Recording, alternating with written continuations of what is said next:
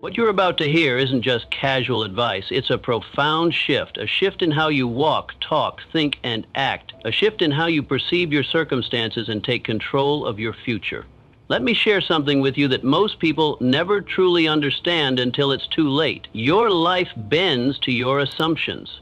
The way you expect things to unfold is the way they usually do, not because of fate, but because of focus. Your dominant thoughts align the circumstances around you. They shape your actions, your speech, your persistence or retreat.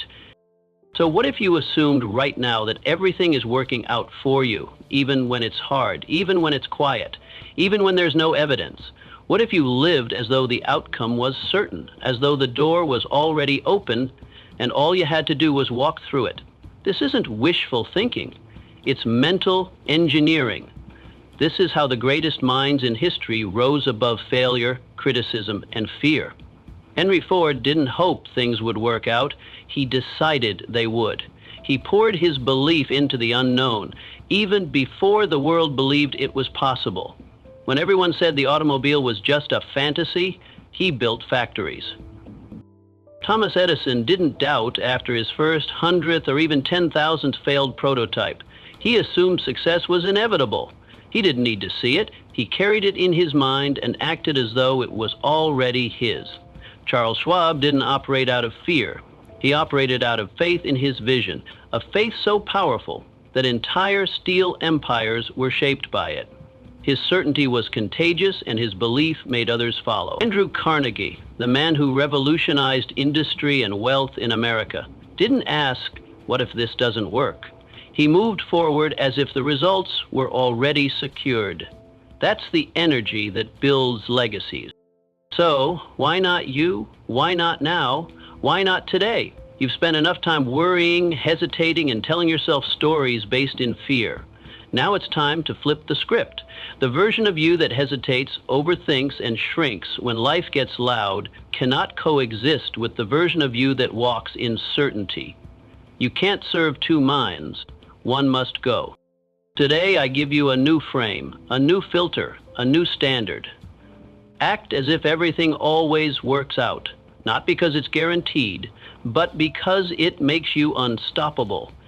When you assume success is inevitable, you move with courage, you speak with authority, and you command your life instead of negotiating with it. This video is your reset, your new operating system, and it should be repeated, not once, not twice, but daily, until your subconscious accepts this certainty as law, until doubt withers in the presence of your calm. Fear cannot live where faith is present, and the moment you live in alignment with the assumption that the outcome is secure, you destroy fear. So listen with intensity. Speak these truths aloud. Let them fuel your nervous system. Because what we're doing next is not motivation, it's reprogramming. By the end of this hour, you will not think the same. You will not move the same. You will not be the same. Let's begin. Let's start with a question that has the power to rewrite your life. What if it all works out? Not just the small things or the comfortable outcomes, but all of it. The setbacks, the delays, the pain, the silence, the detours, the moments where nothing made sense. What if most people don't live in that possibility? They live in worry. They wake up bracing for failure, talking about worst-case scenarios, expecting betrayal, and waiting for the bottom to fall out. Often when life is rising. Because of this, they unconsciously direct their energy toward what they fear rather than what they want. But there is another way to live, a way that doesn't require hype, a way that doesn't demand perfection, but simply asks one thing: to believe before you see. Here's the truth. Belief isn't a reaction. Belief is a choice. And that choice directs the energy of your mind. The subconscious doesn't argue with you. It accepts what you feed it and builds around that assumption. If you say, "Things never work for me," your subconscious says, "Understood," and it starts filtering your world through that lens. That's what you begin to notice, expect, and attract. Not because of magic, but because you stopped looking for anything else. Now imagine the opposite. Imagine waking up, no matter the circumstances, with this quiet command running in the background: everything is working out for me. Even if you're broke, even if you've been betrayed, even if the path isn't clear yet, you still move as if it's happening. You still act like the doors are already opening. You still build as if the foundation is solid. That belief, practiced daily, would rewire your entire life. Because when you assume things are working in your favor, you become calmer under pressure, more patient in the waiting, and you move with power, even when the evidence isn't there yet. This isn't delusion, this is leadership of self. Thomas Edison once said, "I have not failed, I've just found 10,000 ways that won't work." That's not just perseverance. That's a man who assumed the light bulb was already his. It was only a matter of time. He didn't ask, what if this never happens?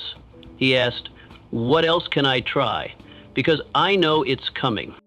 That mindset is the difference between the man who folds after 3 setbacks and the one who becomes a legend. Henry Ford, when his investors laughed at the idea of a car for the common man, didn't try to prove himself with words. He didn't shrink into fear. He moved forward as though the world was wrong and his vision was already done. And that's not arrogance. That's assumption with discipline. It's the decision to act as if it's working, even when you can't see it yet. The weak wait for proof, while the powerful move as if the proof already exists. This mindset removes the need for validation. It replaces panic with posture and installs a new belief system. The outcome is certain. I just haven't arrived yet. So let me ask you again, what if it all works out? What if the delay was divine? What if the betrayal was protection? What if the confusion was construction? What if the thing you're calling a setback is the exact detour that will lead you to the version of yourself you actually need? Once you install that assumption, once it becomes your default, you no longer fear the unknown. You welcome it. The unknown is not the enemy. It's the evidence that something bigger is forming, and your only job is to keep moving. Build when it's boring. Lead when no one's clapping. Act as though the outcome is locked in, even if the scoreboard says you're losing. The scoreboard doesn't measure your spirit. It doesn't track your faith. It doesn't see what's building behind the scenes. Only you know that. Only you know how deep this decision goes. So say it to yourself right now. I live as if everything is working for me. I don't panic, I prepare. I don't beg for signs, I build in silence. I will not fold because I've already decided the ending. This is not mindset fluff. This is mental warfare. It's the choice to walk through chaos with order in your mind. Act as if everything works out, and soon it will. Because what the mind accepts, the world begins to mirror. There's one quality that separates the drifter from the builder, the lost from the locked in, the man who watches life happen from the man who shapes it with his hands. Definiteness of purpose, a clear, unwavering, unshakable aim, a target so deeply burned into the subconscious that it becomes impossible to ignore, even in silence, failure, or doubt. This isn't a vague dream. It's a purpose written with fire, carried with discipline, and protected with your life. Without purpose, your energy scatters, your hours are stolen by distraction, and your focus is hijacked by the next shiny thing. You chase a dozen paths and master none. You build halfway, then walk away, mistaking movement for momentum, activity for achievement, and noise for direction. But when you become a man with definiteness of purpose, your path narrows, your vision sharpens. You stop waking up wondering what the day will bring and start commanding the day to deliver what you've already decided. He decided to revolutionize transportation, and he pursued it with such a sharp focus that the world had no choice but to adjust. Charles Schwab didn't dabble. He knew what he was there to build. He knew what he had to do. Carnegie's vision was so magnetic that others followed him, not because he demanded it, but because his clarity made hesitation impossible. Abraham Lincoln didn't stumble into greatness. He made a decision so clear and so final that not even a divided nation could shake it. That's what you need now. a final decision, a line in the sand, a statement so powerful it resonates in your very bones, so clear that your mind revolves around it every single day. Let me ask you, do you know your purpose? Do you know, without a doubt, what you are here to do? Because if you don't, no strategy, no system, no motivational video will save you. Your progress will always be temporary. Your habits will crumble under pressure because the one thing that holds it all together is your why, your decision, your purpose. So write it down. One sentence, not 10. What is it you must build before your time here is done? Who must you become? What must you give? What is the result your life demands? Not because it's easy, but because you've decided it matters more than anything else. That's your purpose. And once you have it, you read it aloud every morning and write it by hand every night. You don't wait to feel inspired. You rehearse it until it replaces every other thought. This is the foundation of all confidence, to wake up and know where you are going. You don't compare, you don't scroll, you don't flinch, because your steps are already mapped out. Everything you do, the food you eat, the books you read, the habits you form, the words you speak, the risks you take, it all moves toward one thing, your definite purpose. And that gives you spiritual immunity against distraction. You no longer envy other people's paths because you're locked into your own. You no longer fear failure because you know it's part of the process. You no longer seek approval because your purpose gives you authority. From that place, the decisions become easy. Clarity becomes your compass. Time works in your favor because the universe, your mind, and every atom of your being begins to conspire toward one thing, completing the mission. But without that purpose, even the best habits will fade. Even the strongest will falter. Even the sharpest minds will chase distractions. So write that sentence, etch it into your soul. And this isn't for someday, it's for now. It's not for when life slows down, it's for today. This is the day you stop living like a leaf in the wind and start moving like a builder with orders from within. Say it now, I know my purpose, and I follow it without apology. I no longer wait for clarity, I create it. My energy is sacred, and my direction is set. This is how empires begin, not with noise, but with a decision so deeply embedded in a man's spirit that even time itself bends in his direction. If you haven't made that decision yet, make it now. The clock is still ticking, but your focus hasn't been. You've got work to do. You've got power to build, and none of it will happen without purpose. Faith isn't something you wait for. It's not a gift that descends from the sky. It's not the result of hope or circumstance. Faith is something you build. It's constructed just like a building, brick by brick, act by act, thought by thought, until you stand in something so strong, so stable, that even your doubts must bow before it. Let me tell you a truth most men will never understand. Faith is not emotion, it's repetition. It's the byproduct of consistent, disciplined belief, spoken aloud, written down, acted upon. Until your subconscious accepts it as fact, you don't find faith. You forge it, you train it, and you rehearse it until it no longer requires evidence because it becomes the evidence. Here's the key. The mind doesn't believe what is true, it believes what is repeated. That's why so many men believe in failure. They've rehearsed it. They've spoken doubt daily. They've imagined disaster over and over. They've aligned their actions with fear and then wondered why faith hasn't arrived. Let me be clear. You cannot rehearse weakness and expect strength to show up. You cannot marinate in hesitation and expect certainty to grow. Faith, like muscle, is earned through resistance. It's built by applying pressure to your comfort zone. And every time you follow through, especially when it's hard, you earn more of it. That's why autosuggestion is not a game. It's the gateway. It's the act of deliberately feeding your mind the identity you've chosen, not the one you were given, not the one they labeled you with, but the one you design. That's why I don't tell you to casually watch a video and hope it changes you. I tell you to repeat it, study it, speak it back. Because when you do, when you make those words louder than the doubt, something extraordinary happens. You start to believe yourself. That's the root of all personal power, to know that when you speak, your subconscious listens. So you begin each day with command, not confusion. You wake up and speak the script of the person you are becoming, not just because it sounds good, but because you know it's writing new grooves in your mind, and those grooves will become the path your feet walk. Thomas Edison didn't succeed because he felt inspired. He succeeded because his faith in the outcome was greater than any single failure. 10,000 times he tried, 10,000 times he found a way that didn't work. But he never called them failures, because his faith was anchored. He had already seen the light before the world did.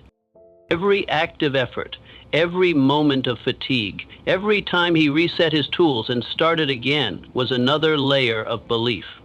John D. Rockefeller didn't rise by luck. He trained his thinking like a man trains for war.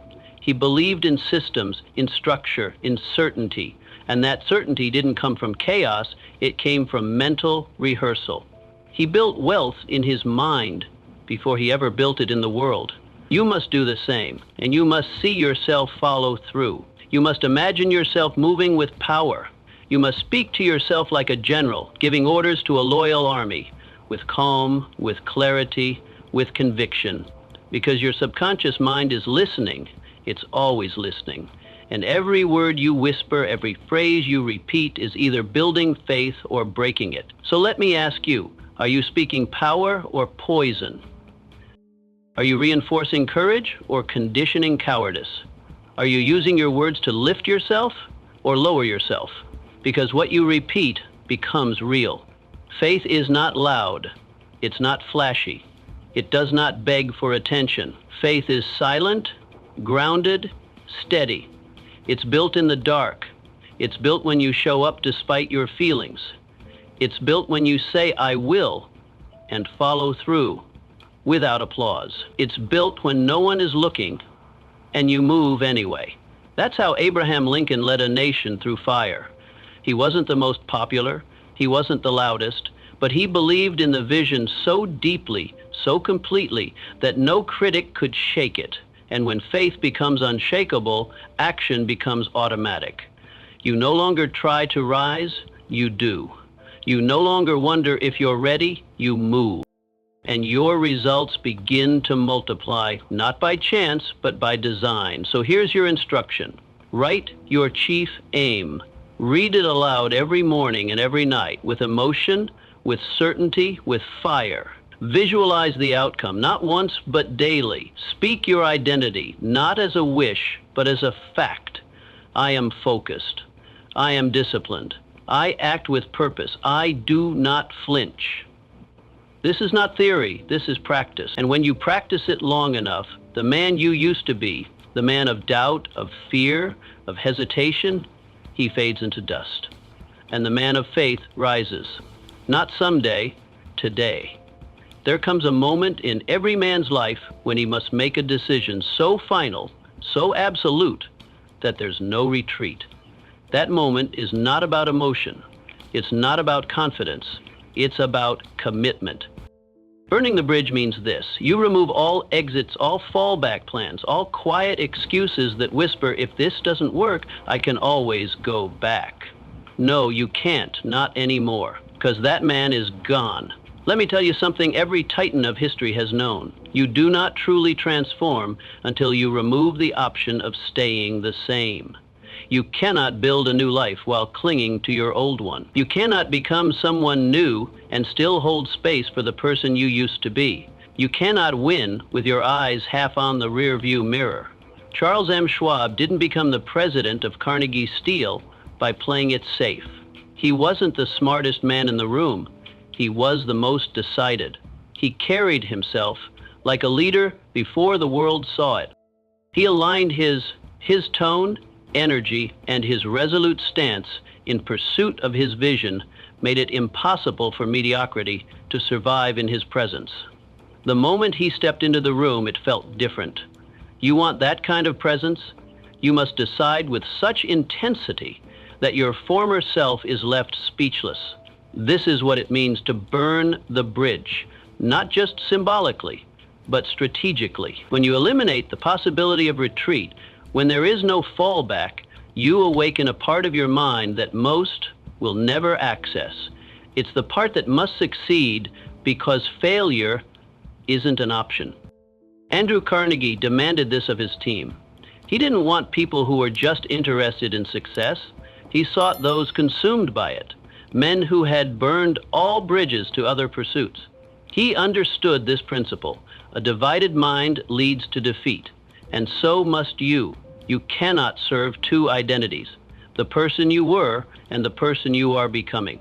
One must die. To do this, you must eradicate everything that fuels the old you. Every distraction, every excuse, every person who keeps you small. You say you want to rise, then it's time to tear down the path back down. You say you want to become unrecognizable, then stop holding on to souvenirs from your past self. Delete the contacts that drain your energy. Clear your space of things that reinforce old habits. Stop visiting the mental spaces where doubt still resides. Destroy the comfort zones you used to retreat to, because comfort is the enemy. It whispers that you're okay where you are, but greatness never dwells in complacency. Greatness begins the moment you close the back door and move forward with fire. That's exactly what Henry Ford did when he staked everything on the assembly line. He didn't seek approval. He didn't waste time convincing the skeptics. He made a decision, and with that decision, failure became impossible. Now listen closely. You will be tempted to look back.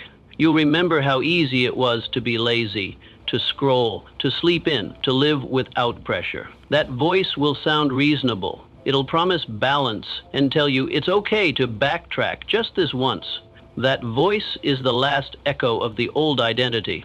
Kill it. Don't entertain it. Don't justify your choices to it. Replace it with a stronger voice that speaks louder each time it whispers. I said 90, not 9. I act from decision, not emotion. I move because I chose this path, not because it's easy, but because it's mine. Do you see what that does? It strengthens your will. It programs your subconscious to accept that your word is law. Your actions are no longer suggestions, they are commands. This is where the edge is formed. Now, you don't need emotion to move. You don't need motivation. You move because the bridge is gone. You move because the old version of you no longer exists. The only direction is forward. Thomas Edison didn't hope for a breakthrough. He decided there would be one and worked as if failure was not an option. He faced 10,000 failures, and not once did he contemplate going back. Why? Because he had no bridge to return to. Adopt that same mindset. Burn the backup plans. Eliminate the what-ifs. Live as though this is your only shot, because it is. The clock doesn't stop. The world doesn't wait. Neither should you. You've flirted with greatness long enough.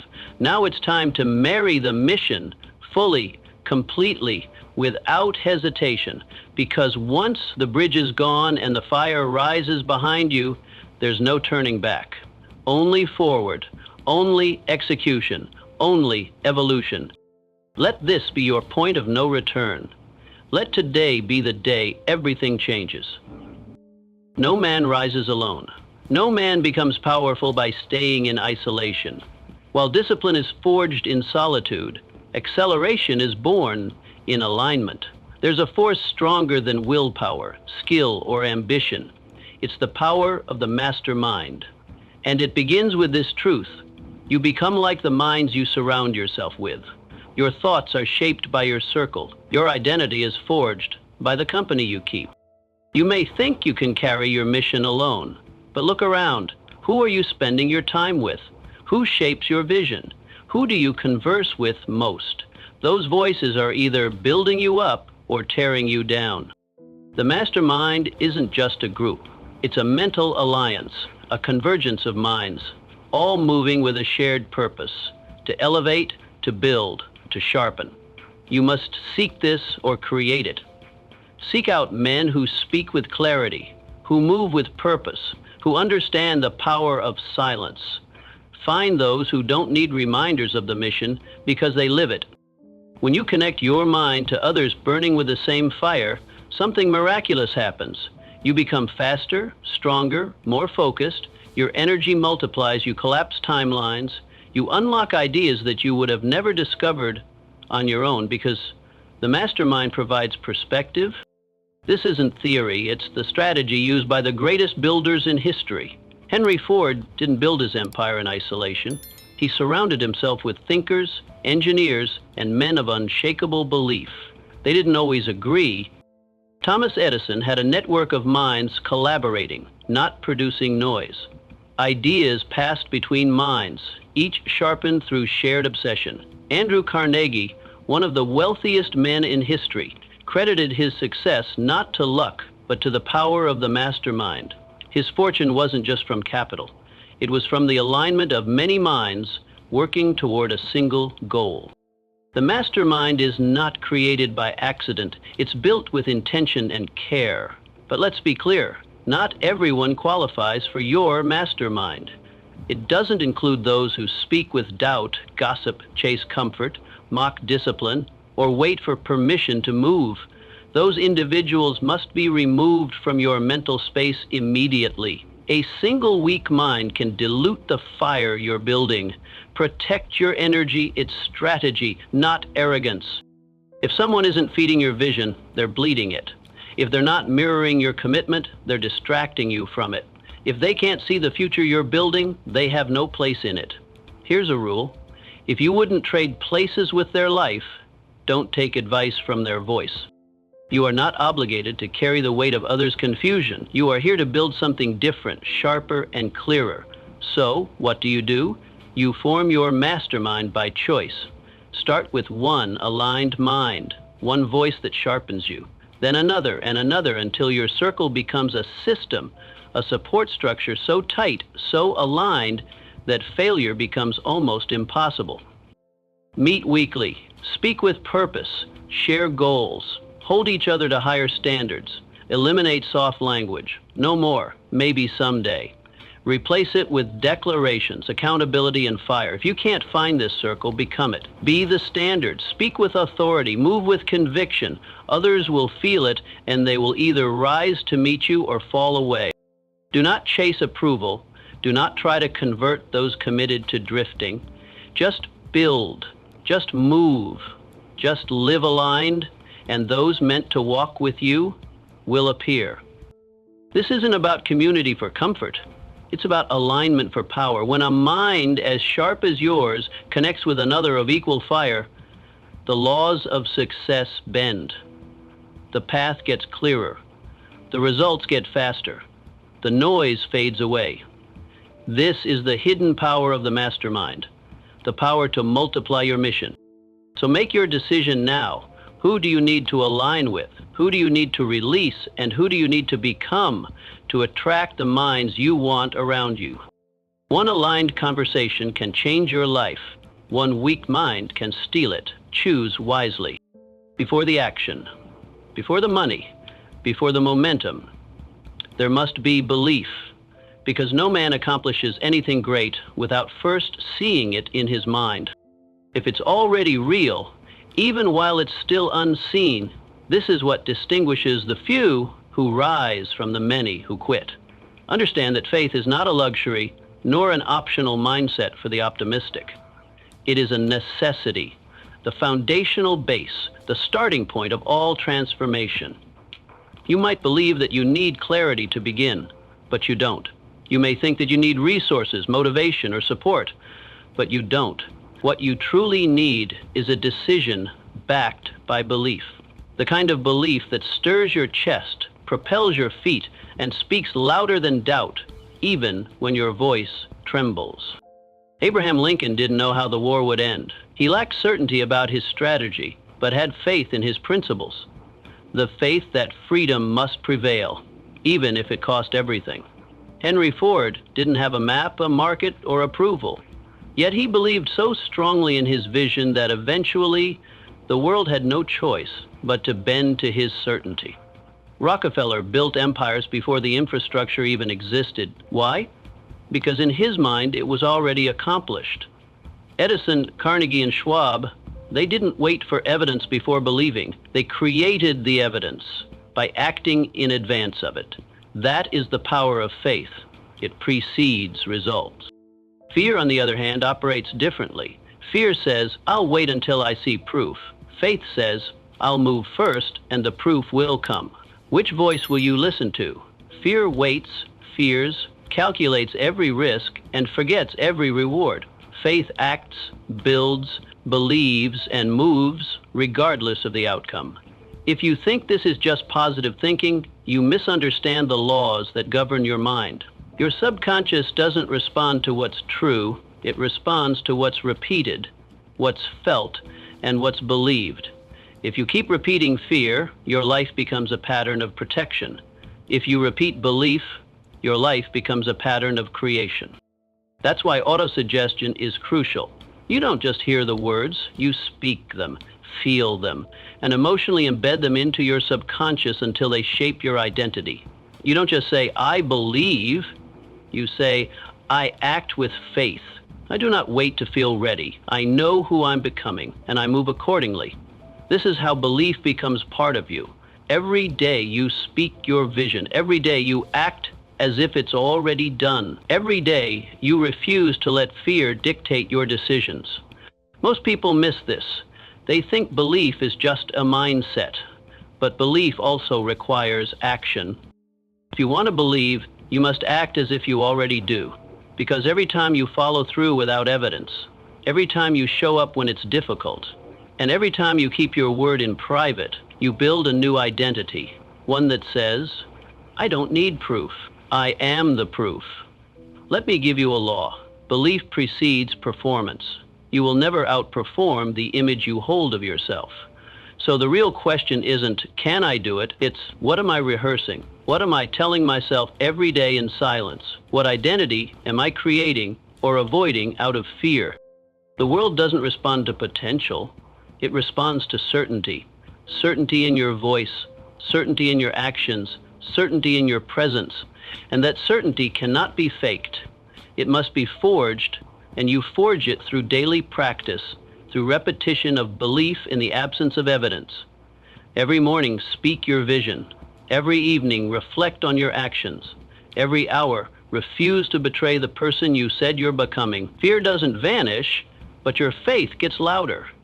Doubt doesn't disappear, but your decisions outweigh it until eventually your belief becomes undeniable, and so do you. This is not mysticism. This is not fantasy. This is the reality of how every empire starts, with an invisible vision, believed in so deeply, repeated so often, and acted on so boldly that the world has no choice but to see it too. Choose your belief now. Choose what you'll repeat, because you're always programming your mind. The only question is, with what? Let your faith become your foundation, and let your daily actions prove it. If there's one trait that separates the builders of history from those who hesitate their entire lives, it's decisiveness, the ability to choose and never retreat. You do not drift into greatness, you decide your way there. One decision, repeated without apology, becomes the dividing line between those who make history and those who only watch it unfold. Let this be understood. Indecision is the breeding ground of fear, and the longer you wait to decide, the louder doubt grows. Doubt becomes a man who delays, decays. Every time you hesitate, you make room for second guessing, for outside opinions, for fear disguised as logic. Slowly, your energy drains, your clarity fades, and your conviction crumbles. That's why a man must train himself to decide quickly and change his mind slowly. That's the habit of the elite. Henry Ford was not a man who asked for permission. He didn't poll the crowd when making decisions. His decisions were final, forged in fire. Even when his engineers told him an 8-cylinder engine in one block was impossible, he said, "Build it anyway." And they did, because his decision was stronger than their doubt. Charles M. Schwab rose in the steel empire of Carnegie, not just because of competence, but because of decisiveness. He didn't hesitate. He didn't dance around responsibility. He moved. He understood the pressure of command and made tough decisions. This is what most people miss. They think successful people are the smartest or most connected. They are not. They are the most decisive. They walk into each day knowing who they are. They don't need to feel ready. They are ready because they said so. Look at Andrew Carnegie. He didn't build his empire through endless research. He built it through direction. One goal, one mission, one purpose, chosen with finality. From that decision, everything else followed. Your life works the same way. Until you decide who you are, the world will keep assigning roles to you. It will hand you scripts. It will offer distractions. It will tempt you to remain average. But when you decide, truly decide, the world has no choice but to rearrange itself around that choice. Here's the law. Decision creates identity. Indecision preserves the old self. So if you keep slipping back into old habits, it's not because you're weak. It's because you haven't decided to leave them behind. What's worse, indecision breeds more indecision. It compounds, and soon your life becomes a loop of almost starts and nearly finished goals. But when you choose, when you burn the bridge, when you kill the backup plan, you create an energy that cannot be faked. That energy is what the world responds to. Your mind aligns with it. Let me give you an instruction. Make one powerful decision today and refuse to revisit it. If it's fitness, decide. If it's business, decide. If it's who you're becoming, decide now. And when the voice of doubt creeps in, when the temptation to adjust or wait shows up, don't listen. The decision has already been made. Thomas Edison didn't ask the light bulb for permission. He didn't wait until he had all the answers. He decided and pursued it, making over 10,000 attempts.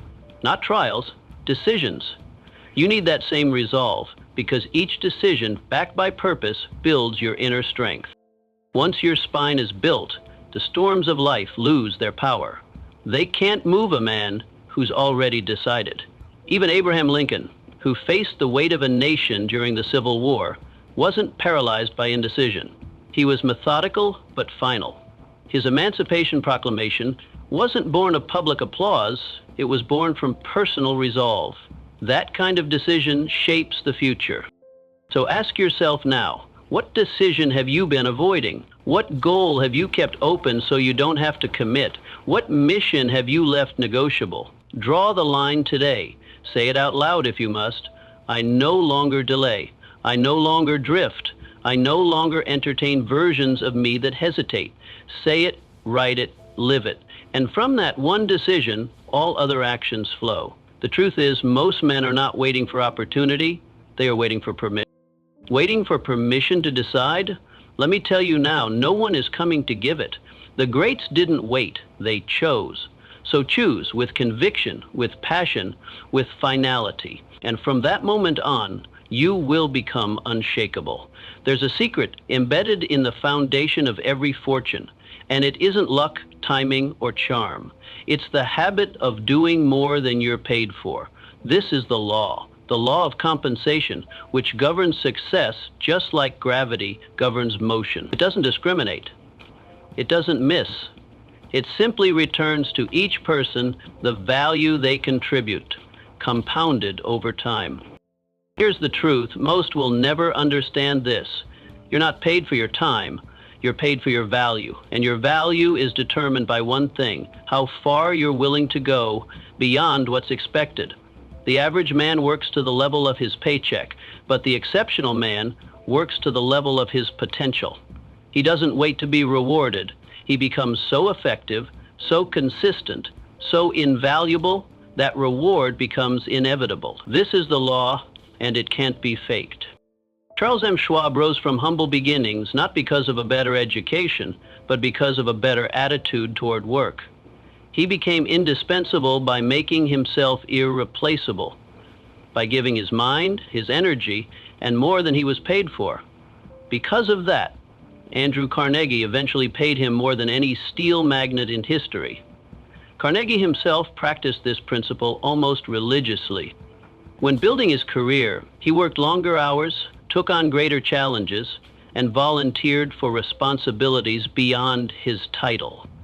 not for recognition, but for growth. That growth positioned him for opportunity.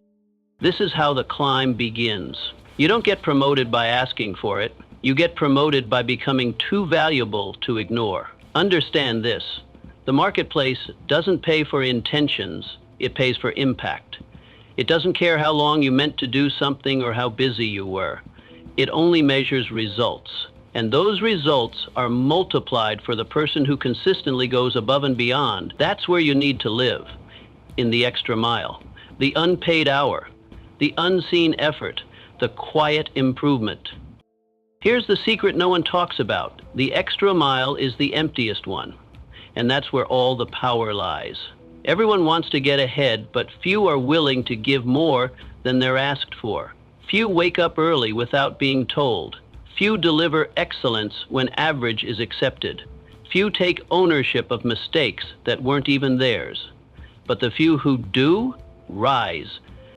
Thomas Edison didn't stop when the world said enough. He worked tirelessly, not to clock hours, but to produce value. Over 1,000 patents, one invention after another. Why? Because he focused not on reward, but on output, and the reward followed. This is why you must detach from the idea of immediate return. If you only act when rewarded, you will always be enslaved by permission. But if you act from principle, from the law itself, you will become independent of circumstances. You will act not for applause, but because you are the kind of person who does more than required. And over time, the world will catch up. Henry Ford didn't invent the car, he revolutionized the process. He built something better, faster, more accessible. He didn't stop at good enough, he pushed boundaries, over-delivered, and because of that, the market followed him. Success is not reserved for the lucky. It is earned by the person who outserves, outimproves, and outlasts. That's what you must instill, not just in business, but in your home, in your discipline, in your mission. When you do more than expected, you become more than expected. You grow, you gain self-respect, you earn influence, and most importantly, you rise above the competition without needing to destroy anyone else. So here's your challenge. Where can you over-deliver today? What extra detail can you improve? What skill can you sharpen without being asked? What task can you complete better than expected? Once you answer, you must do it. Not once, but daily, until excellence becomes your habit and your name becomes synonymous with certainty, because that's the highest currency, certainty of execution. The person who always delivers, even when no one's watching, becomes the person who is always called upon when it matters. If you want to advance, if you want to rise, if you want to build a reputation that makes opportunity chase you, not the other way around, then stop asking for more and start giving more, quietly, relentlessly, with no need for credit. Because credit will come, compensation will come, recognition will come, but only if you build yourself into the kind of person who doesn't need it. Say this aloud. I do more than what I'm paid to do. I am not average. I move with excellence, even when no one is watching. If you repeat that and live that, you will never lack opportunity again. Because the law is simple. He who gives more becomes more, and he who becomes more will always have more. You may have strength, you may have intelligence, you may have the most brilliant plan in the world, but if your presence repels others, if your energy repels trust, if your manner of speech pushes people away instead of drawing them near, then your power will never reach its full expression. Because the truth is this, no one rises alone. The one who knows how to influence others with warmth, confidence, and clarity will always move faster and farther than the one who tries to force everything by brute strength. This is what we call a pleasing personality. Not manipulation, not charm, but a cultivated energy, one that magnetizes others without begging for attention. It's the invisible factor behind the most successful people in history. The quality that opens doors, earns loyalty, and multiplies influence. Let me tell you plainly, a pleasing personality is not a gift, it's a discipline. It's a product of self-awareness Andrew Carnegie built one of the greatest fortunes in history, not because he was the loudest, but because he knew how to make others feel seen. He listened more than he spoke. He praised more than he criticized. Though not a technical genius, he became president of U.S. Steel because of how he made people feel. He smiled often, remembered names, made others feel important, and through that, he got the best out of his team without ever raising his voice. Because power isn't just force. Power is the ability to move others willingly. You must understand this. A pleasing personality isn't about being fake. It's not about being soft. It's about refining yourself into someone whose presence communicates. This man is worth trusting. This man is worth following. And that doesn't mean becoming a performer. It means mastering the quiet disciplines. Tone of voice, speak with conviction. Facial expression, a calm, confident presence speaks before you say a word. Genuine interest, people remember how you made them feel. Ask real questions, listen deeply. Optimism. A pleasing personality does not dwell in negativity. It uplifts, it radiates certainty. The world is full of loud, bitter, argumentative men trying to prove themselves. But the man with a pleasing personality doesn't argue, he doesn't shout, he doesn't over-explain. He influences, he persuades, he builds bridges where others burn them. Thomas Edison worked with teams of brilliant minds, and though he was intensely driven, he understood the value of collaboration, of creating a magnetic environment that made others want to contribute. His laboratories weren't just centers of invention. They were environments charged with positive expectancy. That's what a pleasing personality creates, movement without resistance. And let's make this practical. If you want to be powerful, you must become likable. Not because you seek approval, but because you understand this law. People move faster for men they admire. When you speak with respect, others give you respect. When you walk with presence, others feel it before you speak. When you remove the need to prove yourself, you gain the ability to persuade, and persuasion moves mountains. Ask yourself, do people feel stronger after speaking with me? Do I make others feel valued, not by flattery, but by attention? Do I carry myself with calm authority or chaotic energy? Because here's the bottom line, the most powerful person in the room isn't the one who talks the most, it's the one others listen to. When he finally speaks, Abraham Lincoln is remembered not just as one of the greatest presidents, but because he embodied the perfect balance of strength and humility. He communicated with clarity, simplicity, and presence, and even in the darkest moments, he radiated a charisma that instilled confidence in the people. Henry Ford, despite his brilliance, understood the power of harmony. He didn't surround himself with sycophants, but rather he valued those who communicated ideas with calm strength and direction. Though not polished in speech, Ford was consistent in his presence, and it was his consistency that built trust. That is the essence of a captivating personality. Not chasing attention, but commanding it through character. So here's your challenge. Speak less, but when you do, speak with intention. Smile more, not as a mask, but as a message. Show the world that you are in control of your energy. Move slowly, speak clearly, and make others feel seen. Live in a way that inspires others to improve, because that's the highest form of influence. The person who uplifts others effortlessly, simply by being who they are. Repeat this daily. My presence is calm, powerful, and persuasive. I make others feel seen, heard, and understood. I do not argue. I influence. Over time, that energy becomes magnetic. The world will start leaning toward you, not because you shouted, but because you've built yourself into someone worth following. There is a law so powerful and consistent that those who live by it will inevitably rise, while those who ignore it are condemned to mediocrity. It is not written in stone, nor is it taught in schools.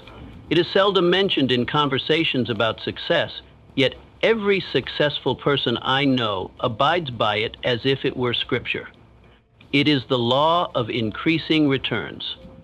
The person who gives more than they are paid for will soon be paid more than they do. Let that sink in, because this isn't a motivational phrase. It's an economic, spiritual, and universal truth. The average person says, "I'll give more when I get more." But the builder, the person who commands their life, says, "I'll give more now and let the rewards find me later." And they always do. Look at Andrew Carnegie. He started as a poor boy at a telegraph office. No one asked him to learn Morse code or memorize rail routes, but he did. He went beyond the job description, beyond the expectations, and eventually people in power took notice. Not right away, but eventually. From that small position, he rose to become one of the wealthiest men in the world. How? He gave value first, without asking, without keeping score, and without demanding. The man who goes the extra mile makes himself irreplaceable. While others simply do their duty, he delivers results. While others ask, "What am I owed?" he asks, "What more can I give?" You must understand, life doesn't pay you based on time, it pays you based on value. Your time means nothing if it produces little, but your effort, your initiative, and your refusal to cut corners, that's what makes you unstoppable. Thomas Edison understood this well. His work ethic was legendary. Countless failed experiments, sleepless nights, years of obsessive effort. He didn't demand guarantees. He gave everything first, and only when results were produced did the world hand him its rewards. Now let me ask you, are you doing the minimum? Are you only rising when someone is watching? Are you only moving when it's convenient? The universe keeps score, not of the hours you put in, but of your initiative. The world might not reward you immediately, but it will, and it will far exceed your expectations if you make it a habit. Start where you are. If you work a job, stop asking what your role is. Start asking what your standard is. If you're building a business, stop asking what clients will pay for. Start asking what will blow them away. If you're learning a skill, don't just check the box. Stay longer, push deeper, stretch further. Because every time you exceed expectations, every time you cross the invisible line of enough and keep going, you separate yourself from the pack. You become unforgettable. You become trusted. You become indispensable. Let me remind you, Charles M. Schwab wasn't promoted for simply doing his job. He was promoted because he multiplied value. He encouraged others, pushed teams, and always asked, "What more can be done?" He went above and beyond, not for attention, but because it was who he was. That's what you must become, the person who gives more than asked, more than expected, more than required. And the key is to do it when no one is watching, when no one is applauding, and do it until it becomes who you are. Because once it becomes who you are, that identity becomes a magnet for opportunity. Henry Ford built an empire not just for what he knew, but because he demanded more from himself and others. Faster production, smarter engineering, better value for the customer. He always asked, how can we give more? And as a result, he received more than anyone else in his field. But remember, it started small. Every great leap begins with invisible effort. So begin today. Ask yourself, where are you meeting the minimum? Where can you exceed the standard? Where can you act not like an employee or worker, but like an owner? Once you find that answer, live it. You will face resistance. Others will mock you. They'll say you're working too hard, caring too much, doing too much for nothing. But the rewards of going the extra mile are never immediate. They are delayed, but multiplied. They come in the form of respect, trust, opportunity, leadership, and eventually, wealth. Say this daily: I do not ask what I'm owed. I ask what I can give. I exceed expectations as a way of life. I am the person who goes the extra mile, because that's where greatness begins. Let those words take root, because the person who lives by them will never stay at the bottom for long. Let me tell you something you already know but may not have accepted. Watching this video once is not enough. You cannot rewire your system in a single sitting. You cannot erase years of fear with one round of motivation. You cannot remove old programming with inspiration alone, because your subconscious mind doesn't respond to one-time information. It responds to repetition. To reprogram yourself, you must ingrain it again and again until it becomes more familiar than your doubt. So let this truth echo in your mind. Repetition is the language of the subconscious, and the strongest loop always wins. If your old loop is, "I'm not good enough," it will dominate until a stronger one replaces it. But if you feed your mind with power, certainty, and a voice reminding you of who you really are, the old voice fades. Not by force, but by frequency. That's why auto-suggestion is essential. It is the method, the tool, the mechanism by which you reprogram who you are at the core. How does it work? You play this again. Speak the words aloud, not casually, but with energy. Memorize the phrases that strike you and repeat them in your mind.